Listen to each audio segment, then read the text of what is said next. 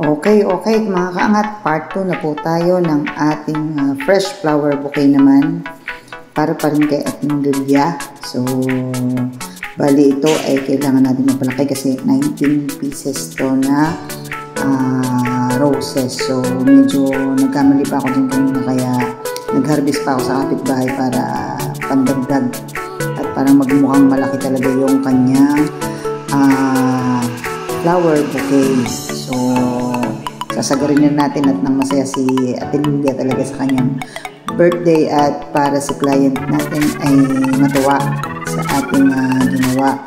So, ito talaga ang papel ni EY ay maging bahagi ng pagpapasaya ng mahal niya sa buhay. So, kung sino ang may gusto na magpagawa at surprise ang inyong mga mahal sa buhay sa kanilang mga kaarawan o sa iba pong mga selebrasyon na kanilang gaganapin, ay handa po ang 3K Design para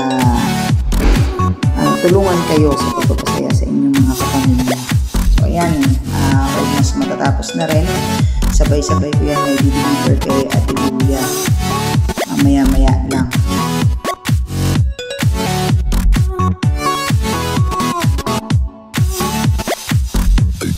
At dahil nga espesyal yan, bali gumawa na rin ako dyan ng customized na cake topper. Pero this time dyan sa flower bouquet ko inilagay na happy 73rd birthday nanay. Pero pa yung greeting card. Yung greeting card dun ko inilagay sa money bouquet. Tapos yung customized na cake topper o bouquet topper is dyan ko nilagay sa fresh flower bouquet para at least customized talaga yan, especially for ating Lilia lamang. So yun, malapit ang matapos.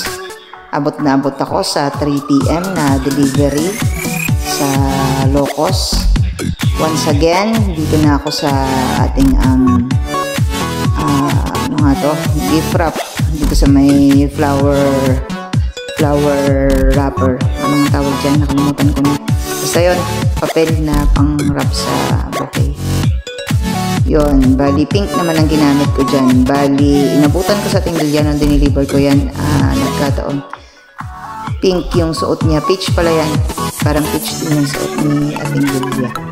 So yan, nilagyan ko lang ng kaunting touch ng red para at least mabuhay yung kanyang kulay. Yan, napakainhin ang kulay na ginamit ko. So, hindi siya mukhang lola, mukha siyang dalaga sa tinglil since naka-blush on naman siya talaga kanina.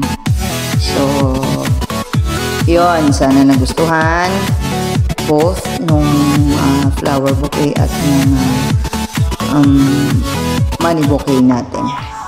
So, yun, mga kaangat, maraming salamat ulit sa titiwala at pagbibigay ng pagkakataon na maging bahagi ang 3D Design sa pagpapasaya ng inyong pamilya. Yun lang mga kaangat. Maraming salamat.